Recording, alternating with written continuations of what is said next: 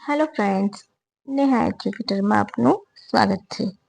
આજે હું લઈને આવી છું 2 એપ્રિલ 2025ના મહત્વના કરંટ અફેર્સ, જે તમારી આવનારી પરીક્ષામાં તમને ખૂબ ઉપયોગી થશે અને તમને 1 માર્ક કપાવવામાં મદદરૂપ થશે. પરંતુ એ પહેલા એક રિક્વેસ્ટ કે વિડીયોને શરૂઆતથી લઈને અંત સુધી જરૂરથી જોજો અને એક લાઈક, શેર, સબસ્ક્રાઈબ જરૂરથી કરજો અને કમેન્ટ પણ જરૂરથી કરજો, જેથી કરીને મને પણ ઇન્સ્પિરેશન મળતી રહે. તો આજનો આપણો પ્રથમ પ્રશ્ન છે, અભ્યાસ ટાઈગર ટ્રેન્ડ 2025 ભારત કોની સાથે કરશે? ખૂબ ચર્ચામાં છે, બરાબર છે. Option A UAE, option B USA, option C Australia, option D Russia. બોલો.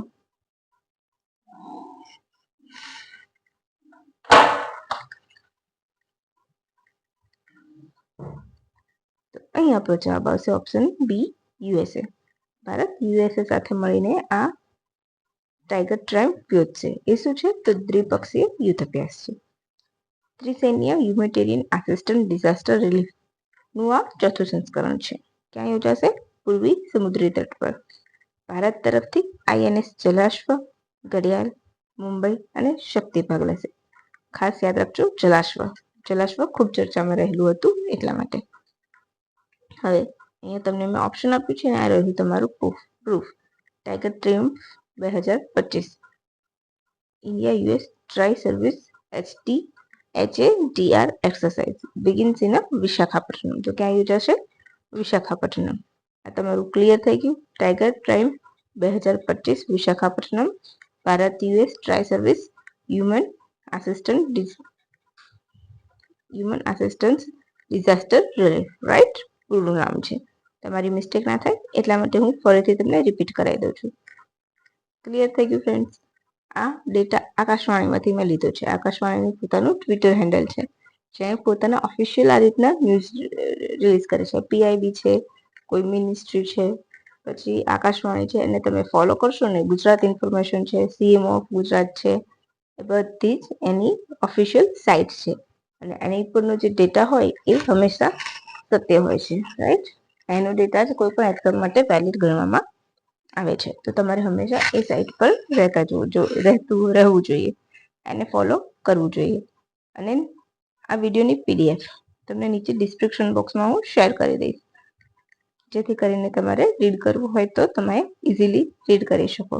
પરંતુ હા, તમને માહિતી મારી કેવી લાગે છે, મારું કન્ટેન્ટ કેવું લાગે છે ને, એ અંગે કમેન્ટ જરૂર કરતા રહેજો. અને ફરીથી કે મેં 2 દિવસ પહેલા છેલ્લા 6 મહિનાનું કરંટ અફેર્સ મૂકેલું છે, જેમાં જીપીએસસી પ્રિલિમ્સ હાલ જે એપ્રિલમાં લેવા આવવાની છે એને રિલેટેડ જ ક્વેશ્ચન મેં મૂક્યા છે. બહુ જ ઝીણવટપૂર્વક અભ્યાસ કરીને મેં નીકાળ્યા છે કે કેવા ક્વેશ્ચન પૂછાઈ શકે છે. ક્લિયર થઈ ગયું ફ્રેન્ડ? તે બધા જ પ્રશ્નો તમારે કરી લેવાના છે. જે ખરેખર બહુ જ ઇમ્પોર્ટન્ટ છે, 5 સ્ટાર તમે કહી શકો એવા પ્રશ્નો મેં ઝીણવટપૂર્વક બહાર નીકાળ્યા છે. એટલે તમારે કામ ઘણું બધું આસાન થઈ જશે.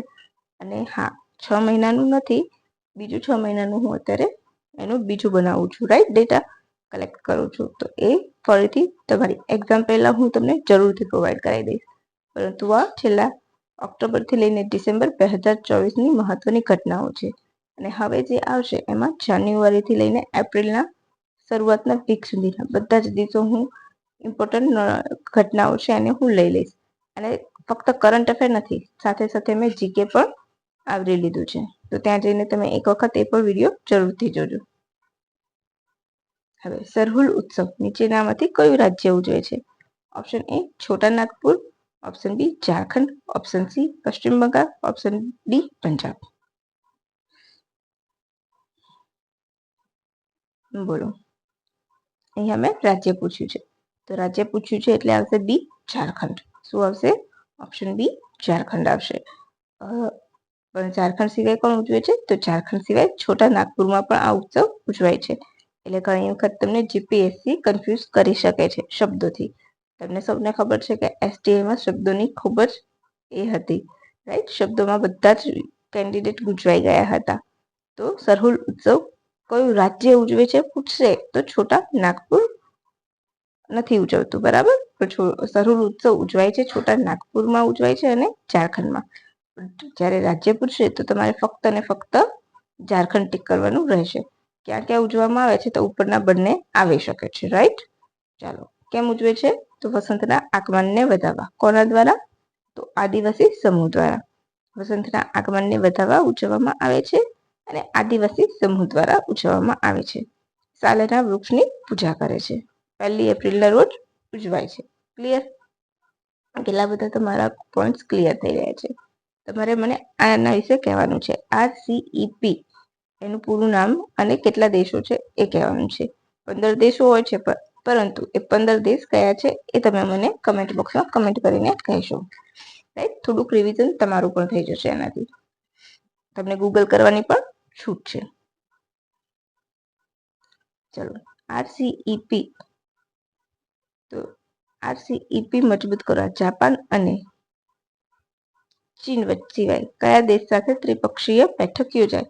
તમારે RCEP નું પૂરું નામ અને એમાં 15 દેશો કયા છે તે તમારે મને કહેવાનું છે, બરાબર છે. તો option A Bharat, option B દક્ષિણ Korea, option C Malaysia, option D Maldives. કોની સાથે જાપાન અને ચીને બેઠક કરી હતી RCEP હેઠળ? તો અહીં આપણો જવાબ આવશે દક્ષિણ કોરિયા. ક્લિયર? દક્ષિણ કોરિયા જવાબ આવશે. ઓપ્શન બી દક્ષિણ કોરિયા. એશિયન કન્ટ્રીઝ છે એટલે તમારે એટલું સમજી જવાનું કે તમને ઓપ્શન પણ એશિયન કન્ટ્રીના જ આપ્યા હશે.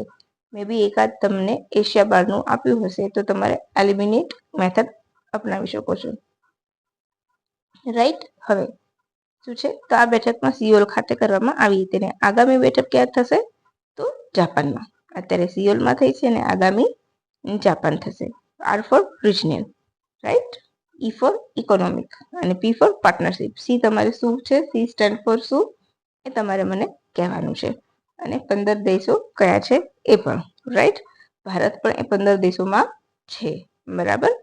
એટલે એક વસ્તુ સમજી લેવાનું કે આ એશિયન કન્ટ્રીઝ પેસિફિક ક્ષેત્ર છે તો જેટલા પણ દેશ હશે એ પેસિફિક કન્ટ્રીઝ હશે, એશિયન પેસિફિક કન્ટ્રીઝ હશે. નોટ ઓનલી પેસિફિક, પરંતુ એશિયન પેસિફિક કન્ટ્રીઝ RCEP માં હશે, બરાબર. પછી next question. INS Tarini Navika સાગર પરિક્રમા 2.0 હેઠળ ચોથા ચરણમાં ક્યાં પહોંચ્યું? એટલે કે INS તારીણી ક્યાંથી ચાલે છે? 2015 થી શરૂ થયું છે. મહિલાઓ દ્વારા આખું અભિયાન શરૂ કરવામાં આવ્યું છે. તમને સૌને ખ્યાલ હશે એ તો, બરાબર.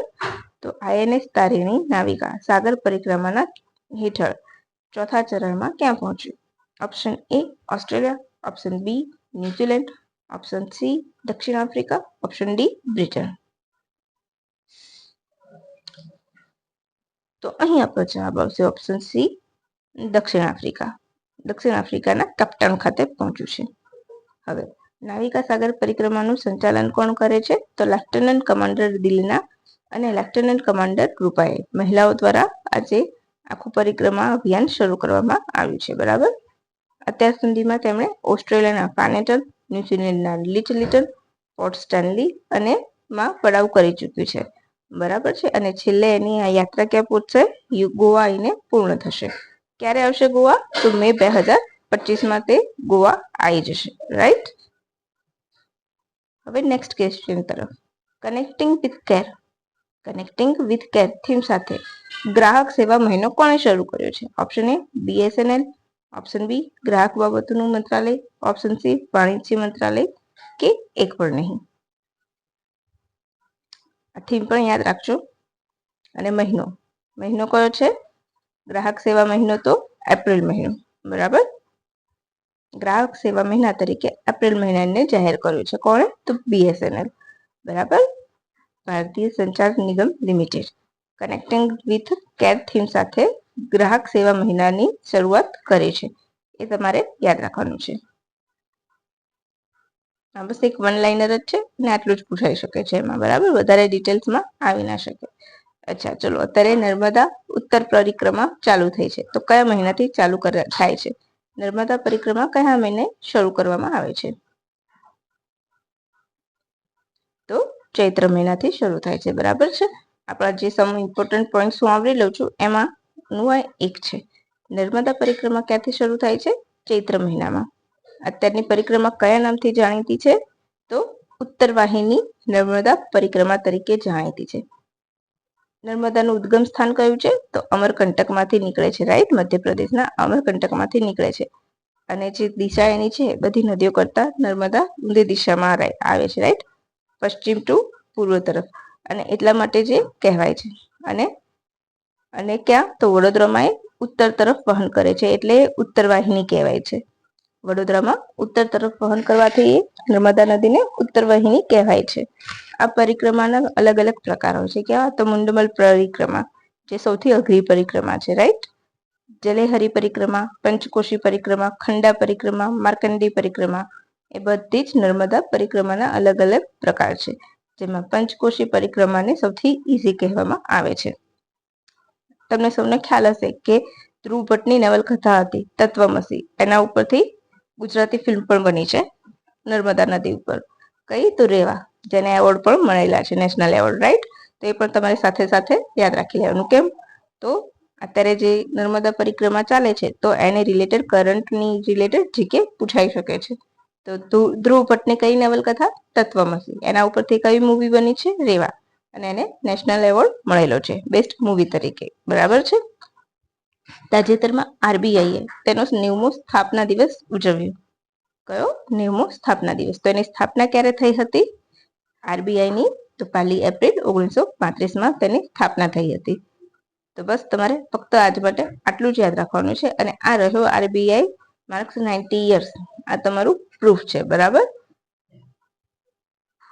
તો બસ ફ્રેન્ડ્સ, તો તમારે આજે ફક્ત ને ફક્ત આટલું યાદ રાખવાનું છે.